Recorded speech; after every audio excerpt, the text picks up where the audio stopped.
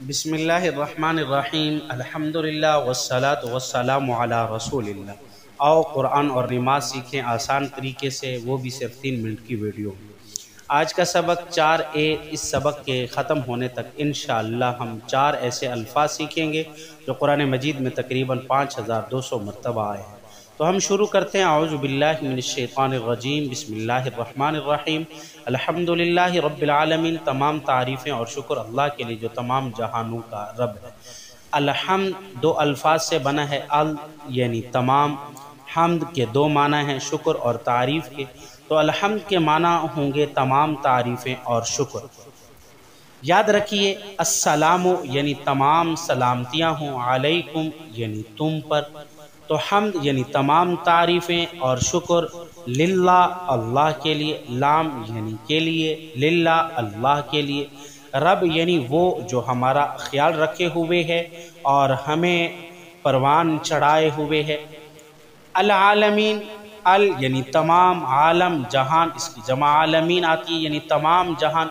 तमाम जहानों का रब अल्लाह रब्बुल इज़्ज़त है, यानी अल्लाह रब्बुल आलमीन है।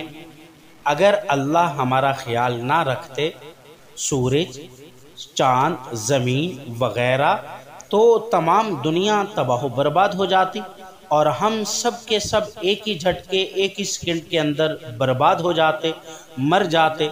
तो दुनिया में तमाम चीज़ों का ख्याल अल्लाह रखे हुए हैं, वो भी एक ही वक़्त के अंदर।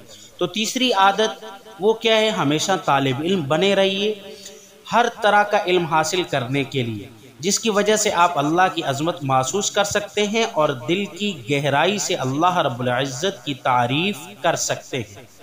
हम्द के एक और माना शुक्र। अल्लाह ने हमें पैदा किया, अल्लाह ने हमें कान दिए, आँख, नाक, हाथ, पैर दिए।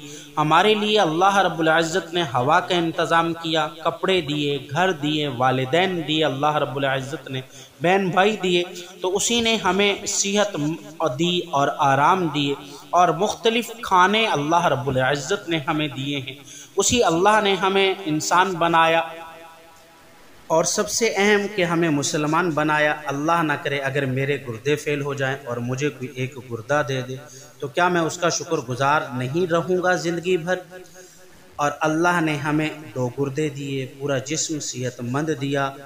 तो फिर शुक्र के जज्बात के साथ इस आयत को पढ़िए, अल्हम्दुलिल्लाहि रब्बिल आलमीन। मसलन, ऐ अल्लाह आपका शुक्र है, आपने मुझे इंसान बनाया, फिर मुसलमान बनाया और फिर मुझे अपना कुरान मजीद पढ़ने की तौफीक दी। तो चौथी आदत, हमेशा अल्लाह का शुक्र अदा कीजिए, उसकी हज़ारों करोड़ों नेमतों को अपने ऊपर याद रखिए और शिकवा मत कीजिए। अगर एक चीज़ भी चली जाए, ये अल्लाह की तरफ से इम्तिहान है।